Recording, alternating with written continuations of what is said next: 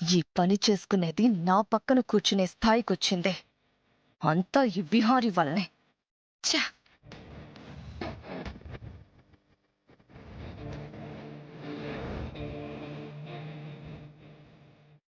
ఆ, లక్ష్మి, ఏంటమ్మా నువ్వు మా ఇంటికి రాకముందు ఎక్కడుండేదానివి?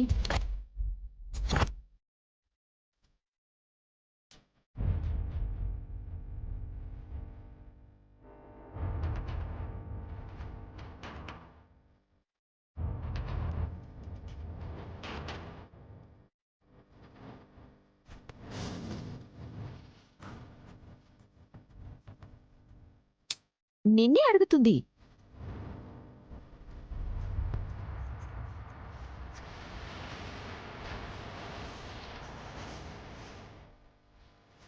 తను సమాధానం చెప్పడానికి ఇబ్బంది పడుతుందంటే ఎందుకు ఆ ప్రశ్న అడగడం?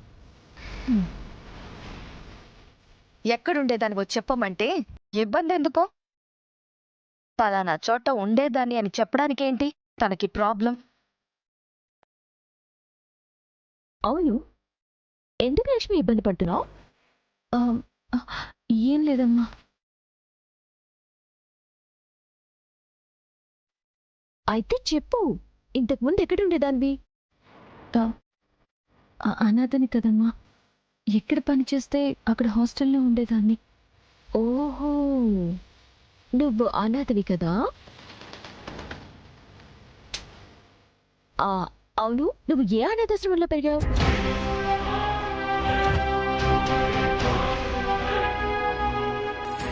శాస్త్ర, వాళ్ళ పర్సనల్స్ మనకెందుకు చెప్పు. ఏ అనాథాశ్రమంలో ఉందో కనుక్కుందామని, అంతే బావా. ఏంటి చూస్తున్నావు? చెప్పు.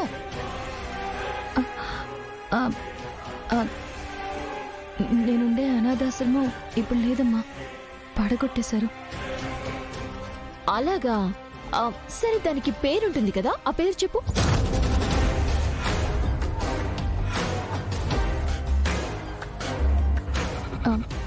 కస్తూరిబాయి అనాథాశ్రమంలో ఉన్నాను. ఆహా, సరే. ఏ కాలేజీలో చదువుకున్నావు? నీ స్కూలింగ్ ఎక్కడా?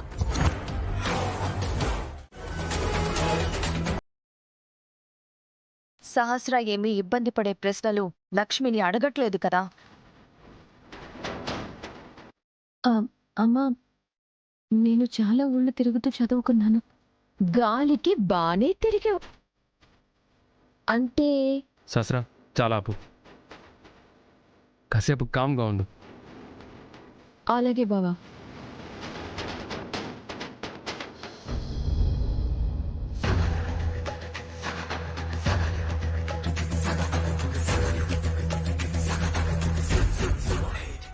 ఇది చెప్పిన ఇన్ఫర్మేషన్ మొత్తం అక్కడే ఉన్న సూర్యకాంతానికి చెబితే ఇది చెప్పిన వివరాలు నిజమో కాదో తెలుస్తుంది. అప్పుడు చెప్తాను దీని సంగతి.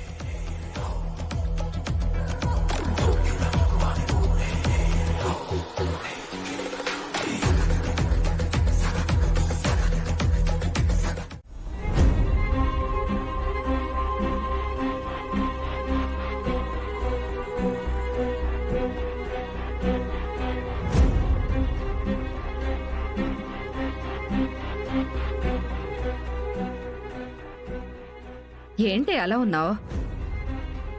నీ టెన్షన్ నాకు అర్థమవుతుంది. నేను వచ్చేసానుగా, నువ్వేం కంగారు పడకు, అంతా నేను చూసుకుంటాను. ఏమోనమ్మా, సహస్ర పెళ్లి అనుకున్న దగ్గర నుంచి ఏదో ఒక సమస్య, ఏదో ఒకటి జరుగుతూనే ఉంది. వాళ్ల పెళ్లి మాత్రం జరగడం లేదు. మళ్ళీ యమున నాటకాలు ఆడటం మొదలుపెట్టిందా అని నీ అనుమానం? దానికొచ్చినవి అవే కదమ్మా. పెళ్లి చేద్దాం ఉంటుంది గాని ముహూర్తాలు పెట్టించడానికి ఎలాంటి చొరవ చూపించదు. నువ్వు విహారి చేత దానిమీద ఒట్టేయించావు గాని అదింతవరకు పెళ్లి ముహూర్తాలు అనే ఊసెత్తిందా? అత్తయ్య, మీరు టాబ్లెట్స్ వేసుకోవాలి కదా, వేసుకోండి.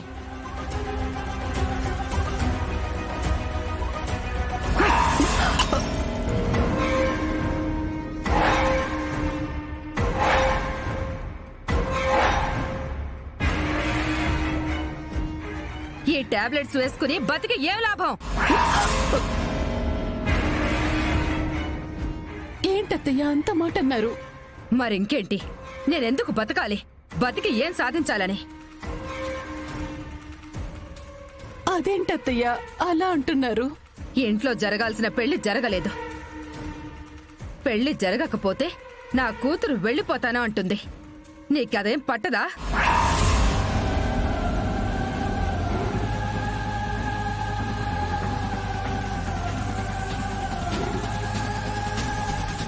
లేదత్తయ్యా, విహారీ సహస్రల పెళ్లి చేద్దాం. ఎప్పుడు చేస్తావు? మేమందరం చచ్చాక అప్పుడు వాళ్ళ పెళ్లి గురించి ఆలోచిస్తావా?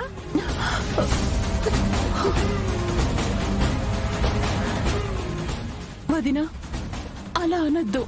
ఇంకేమనాలి? నీ మీద నీ కొడుకు మీద రోజు రోజుకి మాకు నమ్మకం తగ్గిపోతోంది. అదేం లేదు వదినా. నాకు విహారీ మాటిచ్చినట్లే ఈ పెళ్లి జరుగుతుంది. నేను సహస్రకి మాటిచ్చాను. ఆ మాట ప్రకారం దగ్గరుండి ఈ పెళ్లి చేస్తాను. నువ్వు ఇదే మాట ఎన్నిసార్లు అన్నావో గుర్తు తెచ్చుకో. అదే నీ మాట ప్రకారం పెళ్లి జరిగిందా? అవతలేమో విహారీగాడు ఏదో టైం కావాలంటున్నాడు. అలా ఎందుకంటున్నాడో మాకేం అర్థం కావట్లేదు.